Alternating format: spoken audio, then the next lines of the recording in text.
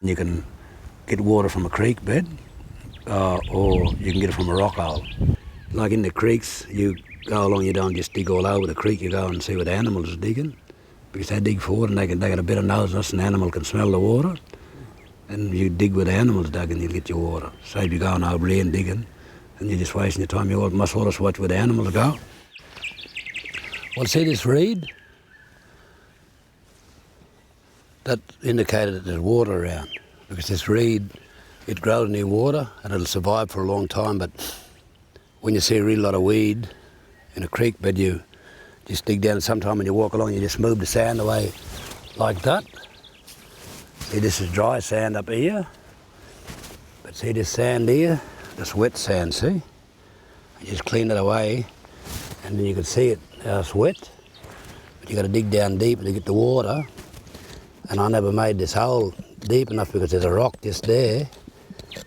But I'm down about, what's it, nearly 18 inches, 2 foot.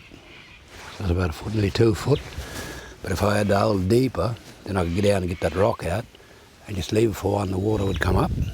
Well, with this one here, this is the first lot of dirt, but this come up from about this deep in the hole, and this don't stick more than this lot of dirt here.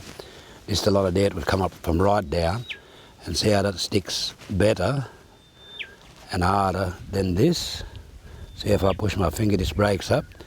But with this one, if I push my finger, it sort of more or less sticks, see? You can see my thumbprint in it.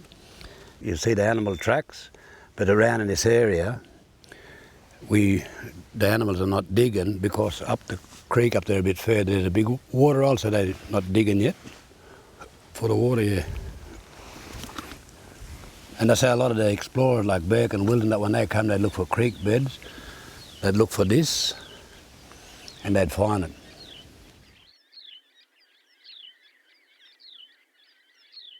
Well, it's a little hole that we dug first, and we went up in the gorge to the big water hole, and we come back. If you be patient, water will seep through, but you know, sometimes you got to dig it, and like I was saying before, the mud, and we was away for about 2 hours now because everything's set real hard, see?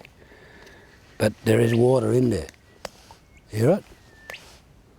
And it'll seep through, but you just got to be patient with it, see? See? You could easily tell it's water, not because it rained, but, you know, it rained not long ago, but the weeds, see, they're nice and healthy. And so that means there was water going through here not long ago, but today, you just clean the sand back and you just see that there, see it's got moist in it. That's why it made me dig here.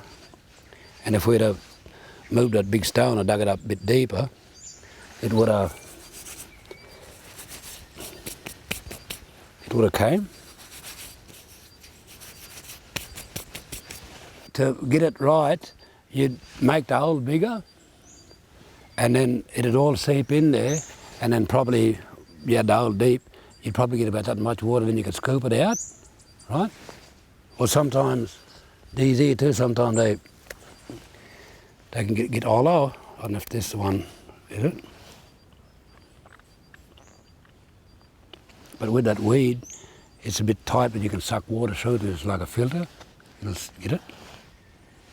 In my old Uncle Martin Edgeworth, he's living in Tibooburra, and he was out of town, but he's at this creek like this, and he had like a round tank. It would have been about that wide, I suppose, round, and it's about this high. And what he done, the top of the tank, he left the top of the tank, but down the bottom, he cut all the bottom of the tank away, and he dug a well, and he put the tank in it, and then up the top he used to just dip his water, because the water used to seep in through, and they had holes in the tank and it'd seep in through and get light. But this, yeah. So there's water around, you know, like I was saying, you look for the weeds, and then sometime up in the hills, you might be lucky to find like a spring, but then you watch for the bees and, you know, the flies, and they'll go to where it is. Yeah. And that's how the people like survived out here, by digging and getting the water. And it doesn't matter if you're thirsty and it's a little bit, it'll be still a little bit dirty, but, you know, it's your life or dirty water, you know.